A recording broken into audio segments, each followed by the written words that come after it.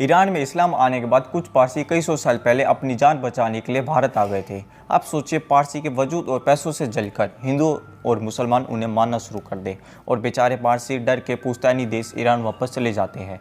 वहाँ जाकर अपने पुश्तैनी देश पर अपना हक जताते हैं। ऐसे में ईरान के मुस्लिम लोग जो लगातार कई सौ सालों से उस ज़मीन पर रह रहे हैं, वो पारसियों को ज़मीन देने को मना कर दे। फिर पारसी अपने वजूद और पैसों का इस्तेमाल करके वहाँ की सरकार से मुसलमानों से ज़मीन लेने को कह दे और यह बोल दे कि यह ज़मीन पारसियों को दे दो। अब ऐसे में जो पारसी लोग मुसलमानों के साथ ज़मीन छीन कर कहेंगे वह गलत है। लेकिन ज़रा सोचिए, अगर पारसी ईरान नहीं जाएंगे तो वह हिंदुस्तान में मारे जाएंगे और उनके पास कोई और चारा मौजूद नहीं है। ऐसे में समझदारी यह होती है कि ईरान के लोग पारसियों के साथ मिलकर समझौता कर ले। ऐसे ही 1947 में पाकिस्तान से हमारे कुछ भाई बंधु अपनी जान बचाकर भारत आ गए थे और बड़ी मुश्किल से उन्हें भूखमरी और गरीबी से लड़ाई लड़ी और वह आज रिफ्यूजी पंजाबी देश के सबसे ताकतवर लोगों में शामिल हैं। जो घर जमीन वो लोग पीछे पाकिस्तान में छोड़कर आए हैं, उस पर पाकिस्तान के लोग जाने अनजाने में रहने लग जाते हैं। अब फर्ज कीजिए वह पंजाबी लोग अब पाकिस्तान अपने घर वापसी जाना चाहते हैं और पाकिस्तान में वह लोग उनके घरों पर रह रहे हैं, उनको खाली करने के लिए बोल दे। ऐसे में आप किसको गलत मानोगे? पंजाबी लोग जो 100 साल बाद घर वापसी जाना चाहते हैं या उस पाकिस्तान के परिवार को जो जाने अनजाने में रह रहे हैं और उससे आज कई सौ साल बाद घर खाली करने के लिए बोल दिया जाता है? हमने जो अभी आपको उदाहरण दिए वह बस एक कल्पना है और बस समझाने के लिए दिए थे। ऐसा ही कुछ यहूदी और फिलिस्तीन के साथ भी हुआ। कई 2500 साल पहले यहूदी अपनी जान बचाने के लिए इजराइल छोड़कर यूरोप की तरफ चले गए थे और उसके बाद उस ज़मीन का नाम इजरायली से बदलकर रोमन एम्पायर ने फिलिस्तीन कर दिया ताकि इजराइल से यहूदियों का अधिकार ख़त्म किया जा सके। उसके बाद ईसा मसीह को सूली पर चढ़ाने के इल्ज़ाम में यहूदियों को ईसाइयों द्वारा मारा गया। यहूदी भागकर मुश्किल से अपनी जान बचा पाया। बाद में इस्लाम के वजूद में आने से पहले पूरे फिलिस्तीन पर ईसाई राज करते थे। फिर इस्लाम और ईसाइयों की फिलिस्तीन खासकर जेरूसलम को लेकर लड़ाई शुरू हो गई, जिसे क्रूसेड या जिहाद कहा जाता। फिर बड़ी मुश्किल से मुसलमानों ने ईसाइयों से यह ज़मीन छीनी जब टर्की समेत पूरे मिडल ईस्ट में इस्लामिक ओटोमन एम्पायर आ गया। उसके बाद कुछ यहूदी और ईसाई ज़्यादातर मुस्लिमों के साथ यहाँ रहते रहे, लेकिन उस इस्लामिक रूल के दौरान यहूदी और ईसाइयों की तादाद बहुत कम थी। ज़्यादातर यहूदी यूरोप जा चुके थे और यूरोप में बड़े बड़े बिजनेस शुरू कर चुके थे, लेकिन यहूदियों को पूरे यूरोप में हीन भावना से देखा जाता था। जैसे विलियम शेक्सपियर के एक famous novel the merchant of Venice में यहूदी बिजनेसमैन को भयंकर लालची बताया गया था।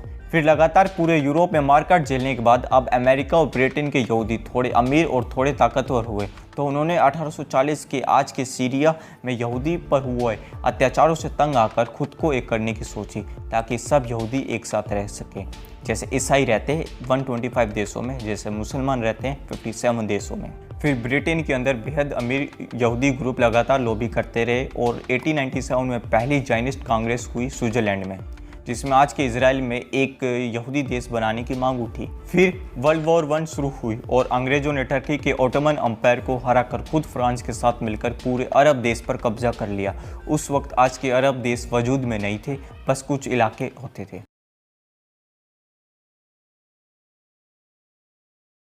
तो उस वक्त अरब देशों को भी लगातार दबा कर रखा जाता था ओटोमन एम्पायर के अंदर। ये अरबिया देखा आपने, पर्शिया देखा आपने, तो इनकी भी ओटोमन शासन से ज़्यादा बनती नहीं थी क्योंकि क्लैश रहते थे। उसके बाद क्या हुआ, फिर ओटोमन एम्पायर के तहत इस नक्शे पर आप देख सकते हैं जेरूशलम शहर है, यहाँ पर है, ये दमास्कस है सीरिया की राजधानी, ये इराक़ की राजधानी बगदाद है, ये मदीना है, ये मक्का है। इतना दूर ना जाते हुए पास वापस जेरूशलम पर आ जाते हैं।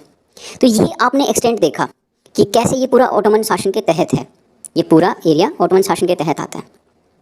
जब वर्ल्ड वॉर 1 में इस्लामिक ओटोमन शासन को ब्रिटेन ने हरा दिया, तो ब्रिटेन ने यहूदियों से बेल्फोर डिक्लेरेशन के तहत 1917 में एक वादा किया था कि जैसे ही अंग्रेज़ ओटोमन शासन को हरा देंगे तो वो यहूदियों को उनका एरिया दे देंगे रहने के लिए, उनके लिए एक अलग मुल्क बना देंगे यहीं पे इस इलाके पर। यही वादा उन्होंने अरबियों से कर लिया कि भाई हम आपको भी एक अलग देश बना के दे देंगे। तो जब ओटोमन एम्पायर का विघटन हुआ, उनको तोड़ दिया गया आपस में, तो अंग्रेज़ों ने क्या किया, मैंडेट फॉर पैलेस्टाइन डिक्लेयर कर दिया। मैंडेट फॉर फिलिस्तीन का मतलब सिंपल सा इस बात से लगा लो कि इस पूरे एरिया में ब्रिटेन की चलेगी, ब्रिटेन हुकूमत करेगा। फिलिस्तीन, इराक़ ये ब्रिटेन के अंदर आते थे, इजिप्ट भी ब्रिटेन के अंदर आता था, और सीरिया ये फ्रांस के अंदर आता था, लेबनान फ्रांस के अंदर आता था ये वाला। तो इस पूरे एरिया में ब्रिटेन की फ़ौज रहती थी। भारत के भी कई लाख फौजी इस एरिया में रहते थे लगातार। इस एरिया में कंट्रोल बना के रखा भारत के फौजियों ने। तो जब वर्ल्ड वॉर 1 के तहत ये सब हो गया और इस्लामिक ऑटोमन शासन को तोड़ दिया गया, तो इस पूरे ब्रिटिश मैंडेट को जहाँ पर ब्रिटेन की चलती थी, इसके तहत उन्होंने ये सोचा कि हम इस यहूदियों को और अरबियों को उनका एक क्षेत्र दे देते हैं जिसमें वो दोनों रहेंगे। तो वादे के तहत ये डिसाइड किया गया कि यहूदियों को ये कोने का 20% हिस्सा दे दिया जाएगा और ये पूरा 80% हिस्सा हम अरबियों को दे देंगे, जहाँ पर मुस्लिम अरब रह सकते हैं। ये तय किया गया था। अब इस तय सीमा के तहत जो भी निर्णय लेना था, वो सारा निर्णय ब्रिटेन ने 80-20 के हिस्से में डिवाइड करने का सोच के तय कर लिया। लेकिन जब असल में बांटने की बारी आई, तो अंग्रेज़ों ने ये फॉर्मूले के तहत इस एरिया को ऐसे बांट दिया और इसको जूविश पैलेस्टाइन बोला गया और इसको ट्रांस जॉर्डन बोला गया। ये जहाँ पर एक जॉर्डन मुल्क है, आज भी वो जॉर्डन मुल्क है, इसको पूरे ट्रांस जॉर्डन बोला गया। इस पूरे हिस्से का ये 77% हिस्सा, मतलब 80% हिस्सा मान के चल लीजिए आप, और ये 23% हिस्सा है। यहूदियों को इस पूरे क्षेत्र का 23% हिस्सा मिला, 23%, और मुसलमानों को 77% हिस्सा मिला। अब यहाँ पर इस फ़िलिस्तीन में बहुत सारे, मतलब उस टाइम पर बहुत ज़्यादा मुस्लिम रहते थे इस पूरे अरब क्षेत्र पर। तो अब उन बेचारों को अपना घर बार छोड़कर यहाँ शिफ्ट होना पड़ा, कईयों को यहाँ जाना पड़ा और कईयों को यहाँ जाना पड़ा। तो इससे माइग्रेशन की शुरुआत हो गई। इसको नकबा बोलते हैं। नकबा मतलब जो इजराइल को छोड़कर, जो फ़िलिस्तीन को छोड़कर वो दूसरे देशों में गए। अब आप एक चीज़ याद रखिएगा, ये पूरा अरब इलाका है। इन सब का रहन सहन, खाना पीना ज़्यादातर सिमिलर है। कपड़े पहनने के तौर तरीक़ों में थोड़ा फ़र्क हो सकता है, लेकिन खाना पीना, बातचीत, भाषा, ये सब सेम है, एक जैसी है। तो इनमें ज़्यादा फ़र्क नहीं था। तो अंग्रेज़ों ने यही सोचकर अरबों को, ये पूरा क्षेत्र उनका एक माना। अंग्रेज़ों ने अरबियों में फ़िलिस्तीनियों में फ़र्क नहीं किया। अंग्रेज़ फ़िलिस्तीनियों को अरब ही मानते थे कि ये अरब हैं, तो ये आपस में अपने भाई बंधुओं के साथ मिलकर रह सकते हैं। और यहूदियों को उन्होंने ये वाला हिस्सा दे दिया ताकि यहूदी बिना मार काट के चैन से यहाँ रह सके और उनकी जान को खतरा ना हो। अब समस्या कहाँ पैदा होती है? समस्या पैदा हुई यहाँ पर एक छोटे से शहर के ऊपर, जेरूशलम। कि जेरूशलम पर कौन कब्जा करके बैठेगा? जेरूशलम किसका होगा? क्योंकि मुसलमान भी जेरूशलम चाहते हैं और यहूदी भी। फिर 1918 से, जैसे ही वो बेल्फोर डिक्लेरेशन के बाद वर्ल्ड वॉर 1 में हार हो गई ऑटोमन शासन की और अंग्रेज़ों ने वो सब कर दिया, जैसे हमने आपको बताया, उसके बाद लगातार जैसे ही यहूदियों को रहने की जगह दी गई, तो यहूदियों ने अपने भाई बंधुओं को यूरोप से बुलाना शुरू कर दिया। 1918 में इस पूरे क्षेत्र में 6% यहूदी रहते थे। इस पूरे इलाके में, ये जो आज का इजराइल है, इसमें 6% यहूदी रहते थे। ये नीला आप देख सकते हैं, ये नीला एरिया यहूदियों का है, जो 1947 तक बढ़ के 33% हो गए थे इस जनसंख्या का। मतलब इतने ज़्यादा यहूदी भाग के आ गए। अब आप एक चीज़ और याद रखिएगा कि हिटलर जर्मनी में क्या कर रहा था, पूरे यूरोप में हिटलर क्या कर रहा था। तो यहूदियों के लिए, बेचारों के लिए मजबूरी ये बन गई कि उनको सिर्फ एक ही जगह दिख रही थी जहाँ पर वो चैन और सुकून से रह सके, और वो था इजराइल, उनका खुद का देश, जहाँ पर वो अपनी मेजॉरिटी में रहेंगे। तो उसी प्रताड़ना से बचने के लिए इन्होंने इजराइल की तरफ अपने कदम बढ़ाने शुरू किए और वो इजराइल पहुंच गए। तो यहाँ की जनसंख्या 1918 में 6% थी, जो बढ़कर 1947 में 33% हो गई थी। अब ये जो माइग्रेशन हो रहा था, उस माइग्रेशन के बाद एक जगह पर बहुत सारे यहूदी आ गए। तो यूनाइटेड नेशंस ने, जो यूएन था, उसने एक रेजोल्यूशन लिया। उस रेजोल्यूशन को बोला गया 181 रेजोल्यूशन। उसके तहत यहूदियों ने, वो जो पूरा जॉर्डन वाला इलाका था, हमने आपको जो बताया, वो तो पूरा अरबियों को था ही, उनका था, लेकिन जो फ़िलिस्तीन वाला हिस्सा था, इसका भी बंटवारा कर दिया यूएन ने।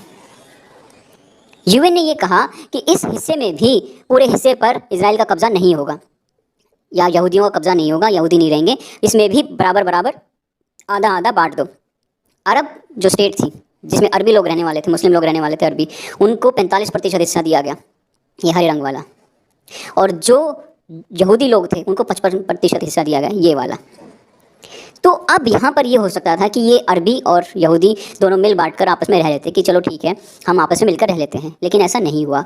जैसे ही यूनाइटेड नेशंस का ये पार्टीशन प्लान स्थापित हुआ और यूनाइटेड नेशंस ने इजराइल को एक देश की मान्यता दी, मतलब इस नीले हिस्से को एक देश समझा इजराइल नाम से, तो ये हो गया। यानी आप मेरे इस तरफ देख सकते हैं कि इन सब मुल्कों ने, ये इजिप्ट है, ये सऊदी अरेबिया है, ये जॉर्डन है, ये इराक है, और ये सीरिया है, और ये लेबनान है, ये सारे मुस्लिम मुल्कों ने मिलकर इजराइल पर हमला बोल दिया। अब आप सोच सकते हैं, एक छोटा सा मुल्क यहाँ नया नया बना है, जो खुद मारकाट का सामना करके आए हैं यूरोप में, उन देशों पर उस देश पर ये देश भी नए बने थे। मैं आपको एक बात बताता चलूँ कि इजराइल, सऊदी अरेबिया, ये भी ऑटोमन एम्पायर के शासन के टूटने के बाद ये भी छोटे छोटे देश नए बने थे। इनके ऊपर भी ब्रिटिश और फ्रांस हुकूमत करते थे। तो सीरिया 1946 में अलग हुआ, और जॉर्डन भी 1946 में अलग हुआ, और लेबनान, इन सब की आज़ादी भी 1946 के आसपास ही हुई है अंग्रेज़ों से और फ्रांस से। तो उसके बाद इन नए नए बने देशों ने इस नए बने मुल्क पर हमला कर दिया, इजराइल पर।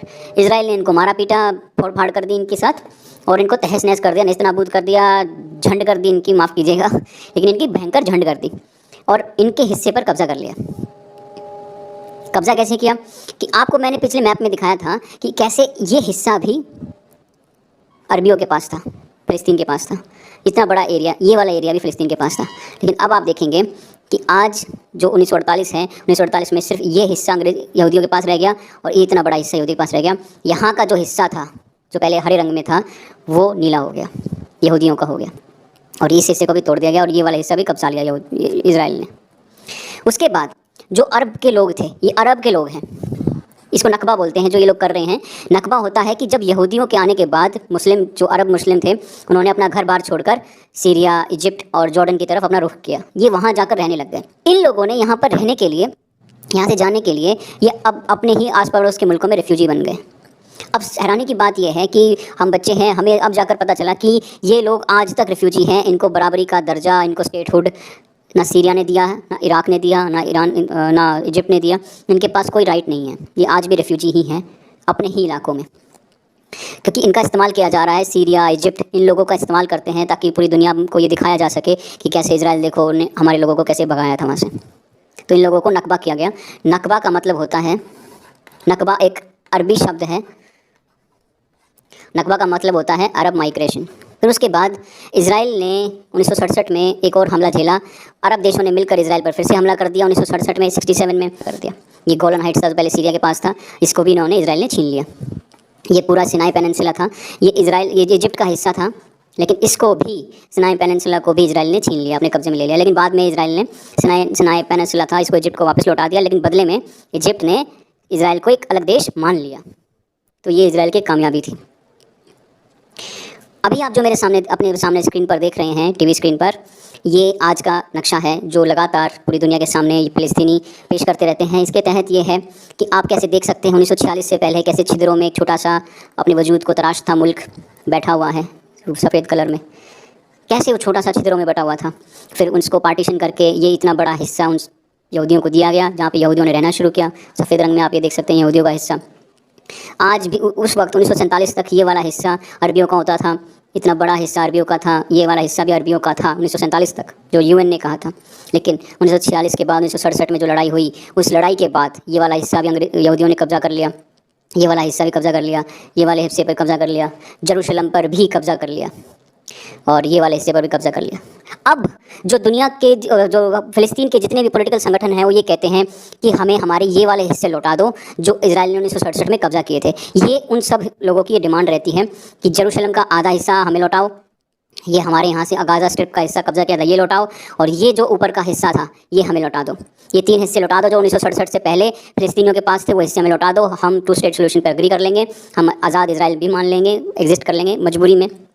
लेकिन इजराइल इस जिद में बैठा है कि अब मैं अपना वो हिस्सा नहीं लौटाऊं, क्योंकि तुम लोगों ने मेरे साथ अन्याय किया था, मेरे ऊपर हमला किया था, जब मुझे ज़रूरत थी तुम्हारे साथ की, तब तुमने मेरे साथ लड़ाई की, तो अब मैं तुम्हें ये हिस्सा नहीं लौटाऊंगा। आज इजराइल जिद में है, और ज़िद के साथ साथ इजराइल ने ये भी किया कि उसने उनका हिस्सा लौटाना तो छोड़िए, इजराइल उनके ही हिस्सों पर कब्जा करता जा रहा है। आज ये देखिए, कभी इतना बड़ा होता था वेस्ट बैंक 1967 में भी इतना बड़ा होता था, लेकिन इजराइल ने लगातार हमला कर करके सेटलमेंट बनाकर आज इस हिस्से को भी कब्जा कर लिया। ये जो बीच बीच में आप वाइट देख रहे हैं, ये इजराइल की सेटलमेंट्स हैं जो इजराइल लगातार खड़े करता रहता है वेस्ट बैंक के अंदर, वेस्ट बैंक के हिस्से में। आज वेस्ट बैंक में 60% हिस्से पर इजराइल की हुकूमत चलती है, इजराइल की फ़ौज चलती है। इजराइल कभी भी वहाँ पर जाकर मारकाट धूमास दामस उठा सकता है। रोज़ इजराइल दिवाली मना सकता है उधर, जब उसका मन करे तब वो धूमधाम कर सकता है। और ये छोटा सा गाज़ा बचा है बस, जहाँ से हमास लगातार इजराइल के शहरों पर रॉकेट फेंकता रहता है। ये टेल अवीव 80 किलोमीटर दूर है यहाँ से, आपको दूर दिख रहा होगा, लेकिन 80 किलोमीटर है बस ये।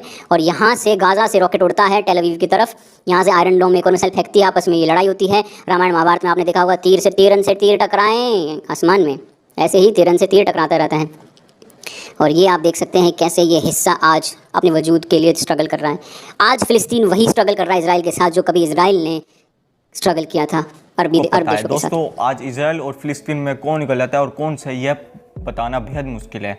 दोनों का अधिकार बनता है उस ज़मीन पर। लेकिन दोस्तों बात यह है कि फ़िलिस्तीन के अरबी मुसलमानों के पास कई देश है जाने के लिए। मुसलमानों के लिए जेरूसलम की अल अक्सा मस्जिद तीसरे नंबर पर आती है, लेकिन यहूदियों के पास सिर्फ एक ही देश बचता है, इजराइल। बाकी सब जगह उन्हें मार जाने का डर रहता है और यहूदियों के लिए पहली और आखिरी सबसे इम्पोर्टेंट धार्मिक जगह है जेरूसलम की वो दीवार, बस। इसलिए इजराइल का उस ज़मीन पर हक फ़िलिस्तीन से थोड़ा ज़्यादा है, क्योंकि यहूदियों का इजराइल के अलावा कोई और देश नहीं है। हालांकि आज जो इजराइल फ़िलिस्तीन के अंदर सेटलमेंट बनाकर जो कब्जा कर रहा है वह सरासर गलत है। लेकिन यहूदी आज इतना निर्दयी शायद इसलिए हुआ क्योंकि यहूदियों को हमेशा अपने वजूद के लिए दूसरे धर्मों से ज़्यादा स्ट्रगल करना पड़ा, क्योंकि यहूदियों को पूरी दुनिया में हमेशा मारा गया सिवाय हिंदुस्तान के, क्योंकि उसके पड़ोसी मुल्कों ने इजराइल को प्यार से शांति से समझाने के बजाय उस पर चारों तरफ से हमला बोल दिया, वो भी 3 बार। ऐसे में आज यहूदियों के मन में उन अरबों देशों और फिलिस्तीन के प्रति इतनी कठोरता है। इजराइल के प्रधानमंत्री ने एक बार कहा था कि अगर अरब देश हथियार रख देते हैं तो जंग खत्म हो जाएगी, लेकिन इजराइल हथियार रख देता है तो इजराइल खत्म हो जाएगा। आप इस बात से अंदाज़ा लगा सकते हैं कि इजराइल को अपने वजूद की कितनी ज़्यादा चिंता है। लेकिन इस कठोरता को छोड़ इजराइल को फिलिस्तीन का ज़्यादा हक उसे लौटा देना चाहिए और 2 स्टेट सॉल्यूशन को स्वीकार कर लेना चाहिए, क्योंकि जो हमेशा इजराइल के साथ हुआ है वही इजराइल को फिलिस्तीन के साथ नहीं करना चाहिए। और जितना हम बच्चों को समझ में आया उसके मुताबिक फिलिस्तीन अरबी मुसलमानों का सिर्फ घर है और इजराइल यहूदियों का पहला और आखिरी घर है।